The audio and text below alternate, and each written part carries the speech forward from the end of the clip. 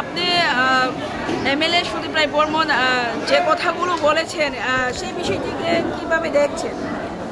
দেখুন, উনি বহুদিন আগে 2023-এর বিধানসভা নির্বাচনের আগে উনি বলেছিলেন যে এবার যদি কংগ্রেস ক্ষমতায় না আসে তাহলে আমার তো বয়স হয়ে গেছে, আমি আর রাজনীতি করবো না, রাজনীতি ছেড়ে দেবো।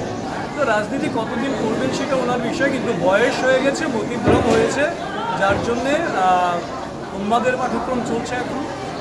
ওটা নিয়ে কী আর বলবো, কারণ ওনার রুচি কোন নিচেও পর্যায়ে ওনার রুচি রাখেন সেই বিষয়টাকে আমরা এখানে লক্ষ্য করছি, আর কি রাজ্যবাসী লক্ষ্য করছেন। কারণ যেখানে ভারতীয় জনতা পার্টি জাতি জনজাতি সব অংশের মানুষের উন্নয়নকে প্রাধান্য দিয়েই কাজ করছেন এবং জনজাতিদের জন্য বিশাল রকমভাবে প্যাকেজের পর প্যাকেজ, আরও কী করে তাদের স্কুল থেকে ইনফ্রাস্ট্রাকচার থেকে শুরু করে মেডিকেল ফেসিলিটিস, এডিসিকে সরাসরি অর্থ বরাদ্দ কিংবা আসন বাড়ানোর মতন বিষয়গুলো যেখানে ভাবছেন, এডিসি সহ জনজাতিদের সার্বিক উন্নয়ন এবং সেই সঙ্গে রাজ্যের সব অংশের মানুষের উন্নয়ন, এই নিয়ে যেখানে বিজেপি কাজ করছেন সেখানে এই ধরনের কথাবার্তা বলা উনি আসলে তো লাইমলাইটে নেই, ওনাকে অনেকে ভুলেই যেতে বসেছেন। আমার মনে হয় একটু লাইমলাইটে থাকার জন্য এটা হতে পারে, নয়তো মতিভ্রান্ত হয়েছে নিশ্চিতভাবে।